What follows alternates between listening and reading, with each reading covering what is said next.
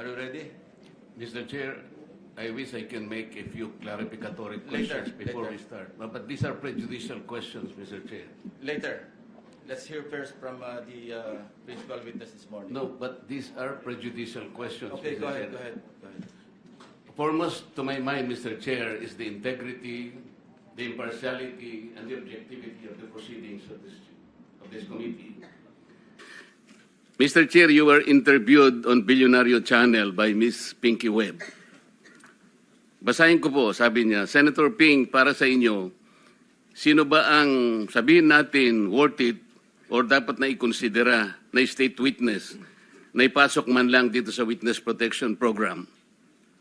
And you responded, at this point between Diskaya and Bryce Hernandez, Mr. Chair, question is, does the chairman has the prerogative or the right to make judgment? No. That's my perspective, no? That's my personal opinion outside of the hearing or outside of this hall. So don't question my opinion. That I is am my not questioning opinion. your opinion, Mr. Chair, but you are the Let's not chairman quarrel of this here. committee. Anyway, let's proceed with the You are not testimony of the interested in the prejudicial question that I am going to raise, Mr. Chair? Go ahead, you raise your Kaya nga sinasabi ko sa inyo eh. You're An questioning my investigator, opinion. we are investigating. Away kagad tayo rito. Mr. Chair, we are still in the Hearing is suspended. investigating.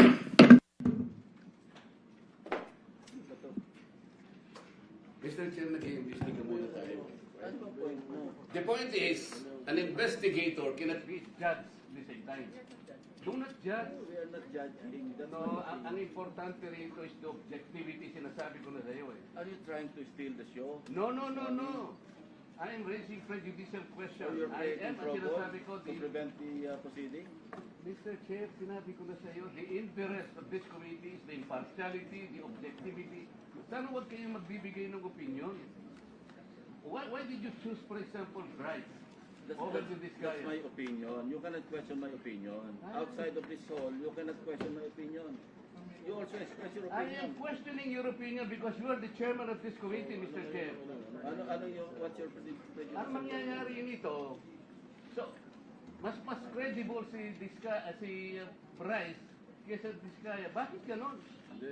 Why are we trying to prejudge this?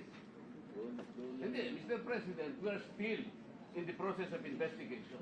If we are in the process of investigation, Why are you then so we should not protective of judge. the Discayas? Why are you so protective? I am not protecting them. Mabuti sinabi mo yan, Mr. Chair. Pwede ba nating i-record ito? Palagi niyo sinasabi, I am protective of the Diskaya.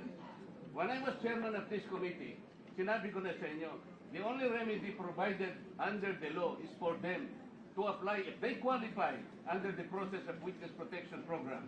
That's all what I did. Session is Qualify resumed. sila. Session is resumed.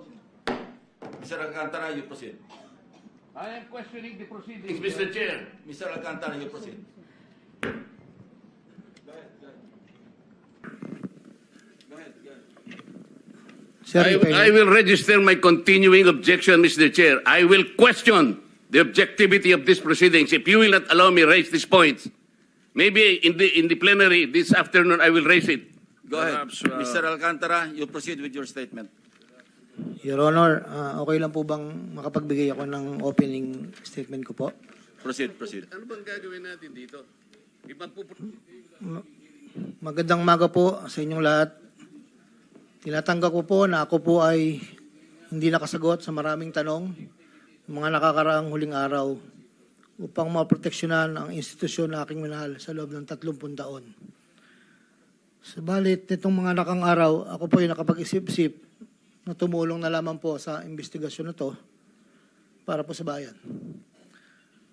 Narito po ako sa harapan nyo ngayon upang tumulong ng buong puso, abot ng aking makakaya, upang makapagbigay linaw sa katanungan sa investigasyong ito.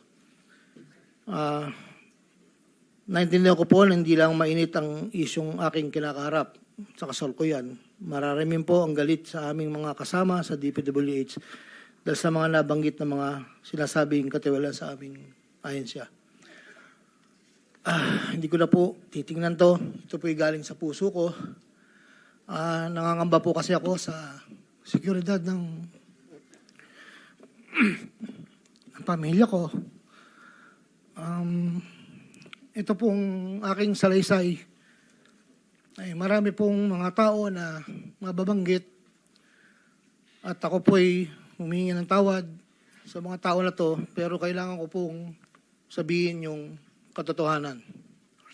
Hinihiling ko lang po sa ating buting chairman, sa ating Secretary Justice po, na maproteksyonan po yung pamilya ko. Medyo napakabigat po ng mga babanggitin ko rito. At ito po ay malalaman po natin ngayong umaga. At ako po ay in good faith sa lahat po ng mga senador nandito, sa ating sekretary at sa mga nandito po lahat. Simulan ko na po ang aking pinandang salaysay, Your Honor.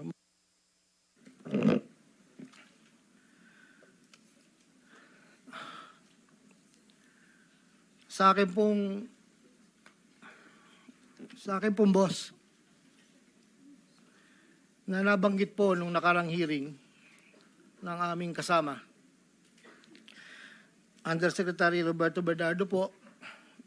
Una ko pong nakilala si Yusek Bernardo taong 1997. Kami po ay magkasama sa Los Baños po. Hanggang dumating po ang panahon na ako po ay na-appoint na District Engineer sa Bulacan. Sa taong 2022, nagsimula pong magbaba ng pondo sa akin si Yusek Bernardo. Nandito po ang detalye kung ilan po at magkano. Ito po, ang unang taon po, 2022 ay 350 million po. Ang kasunduan po ay 25% po para sa proponent. At ako po, o yung driver ko po minsan ang nagdi-deliver po sa kanya. Noong 2023 po, meron na rin po mga bumaba.